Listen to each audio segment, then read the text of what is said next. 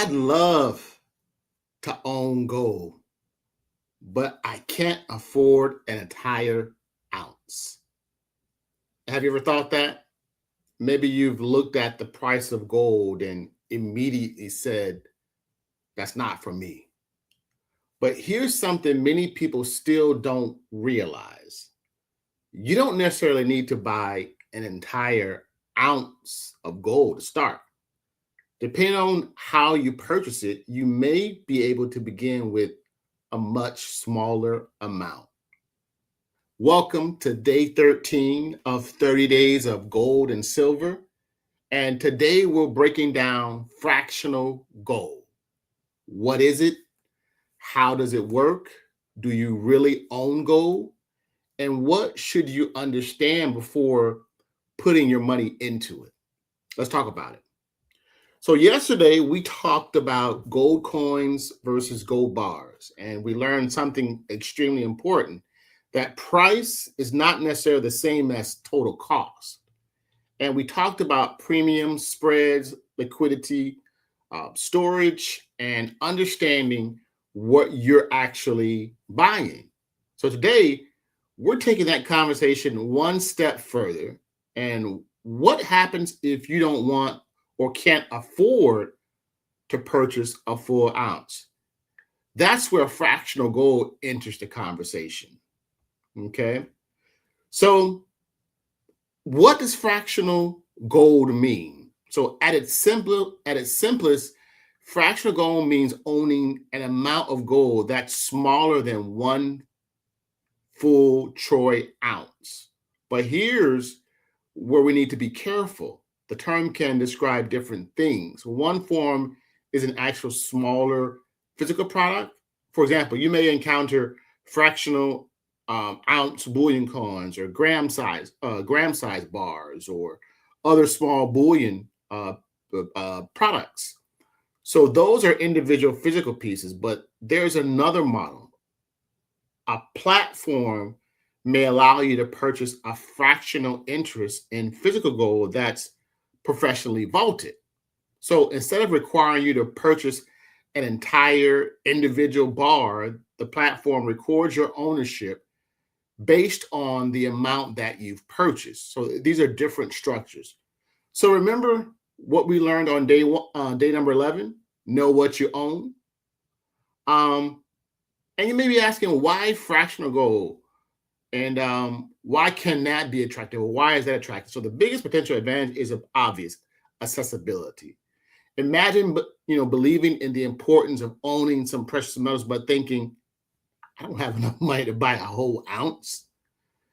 Fractional ownership can potentially lower that barrier for you. So instead of thinking, I need thousands of dollars before I can even start learning about ownership, someone may be able to begin much smaller depending on the product or the platform.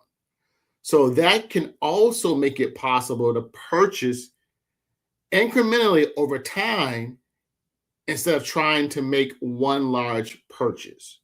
So starting small can change the psychology. So, I mean, and this is something I think is bigger than gold, right?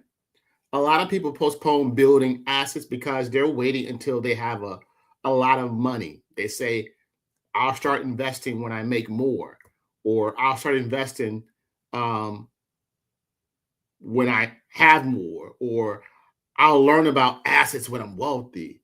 But there's another way of thinking. Start with education. Start with what is appropriate for your circumstances. Build a habit. And I'm not telling you to buy gold with money you need for bills or emergencies. I'm saying that the belief asset ownership is only for rich people is worth challenging. Now, I can say this: smaller doesn't automatically mean cheaper. So here's the part beginners need to understand. And remember yesterday, we kind of discussed about premiums, right? Small physical gold products can sometimes have higher premiums relative to the amount of gold that you're purchasing. So think about it. Whether a mint produces a 1 ounce product or a much smaller product, there are still manufacturing, packaging, handling, and distribution costs. So while a fractional physical coin or bar may have a lower total purchase price, the cost per ounce may be higher. That's why you have to look beyond, can I afford this piece? And ask, what am I paying relative to the actual gold content? So let's discuss professionally vaulted fractional ownership. So some modern precious metal platforms allow customers to purchase small dollar amounts of physical gold or silver that are held in professional vaulting arrangements. So if you're evaluating a platform like that, don't simply ask what's the minimum purchase. Ask, is the underlying metal physical?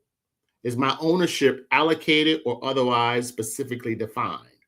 Who legally owns the metal? Who holds custody? Is it insured? How is the metal verified or audited? Can I sell my holdings? Can I request physical delivery? Are there minimums for delivery? What fees, spreads, fabrication, shipping, or other charges apply? And those questions matter far more than a flashy advertisement saying buy gold starting small. So, fractional ownership versus physical delivery. And this is another distinction. So, being able to purchase a small fractional amount does not necessarily mean somebody is going to ship that tiny amount of gold to your house immediately. Different platforms have different rules regarding, physical redemption and delivery, and there may be minimum delivery quantities, fabrication requirements, shipping charges, insurance costs, processing fees. So if physical possession is important to you, read the delivery terms before you buy. Don't assume, verify. So fractional purchasing also introduces another concept that we're actually going to spend more time on tomorrow, called dollar cost averaging. So instead of buying or trying to predict the perfect day to buy gold, someone might choose to purchase a consistent dollar amount periodically. For example, a certain amount, each week or each month. When prices are higher, the same dollars buy less gold. So when prices are lower, they buy more. Now, dollar cost averaging doesn't guarantee profits or protect against losses, but it can help improve some of the emotion associated with trying to perfectly time a market. And we'll go deeper into that tomorrow. So this is one of the things that changed my own perception of gold. So for years, I associated physical gold with wealthy people buying large bars and storing them inside giant vaults, right? I thought that's millionaire territory. But when I started learning about modern approaches to fractional ownership, I realized the conversation had changed. So technology has made certain forms of precious metals ownership more accessible. But accessibility doesn't eliminate the need for education. So in fact, I believe it makes education even more important. So here's today's wealth principle for you. Don't wait to be wealthy to learn how wealth works. You can study assets before you own them, and you can understand diversification before you have a huge portfolio.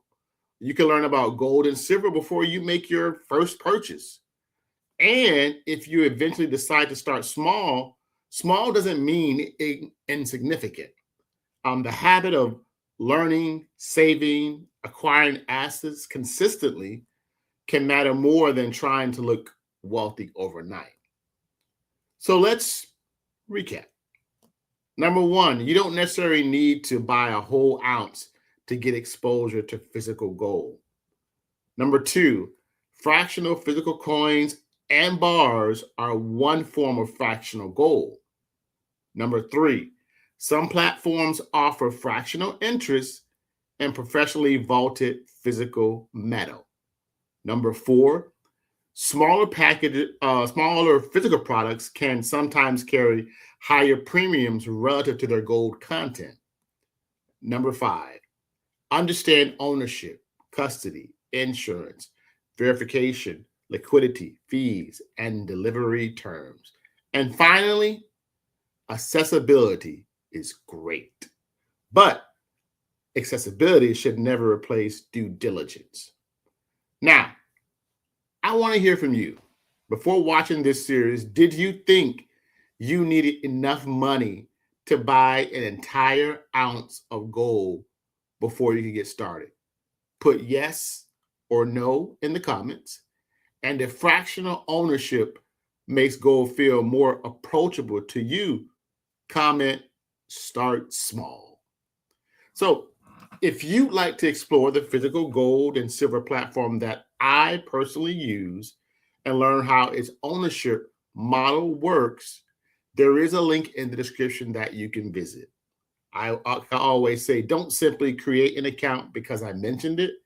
Read the information, understand how ownership works, look at the pricing, understand the spread and any applicable fees, learn about storage, understand delivery requirements, and determine whether it fits your own financial situation.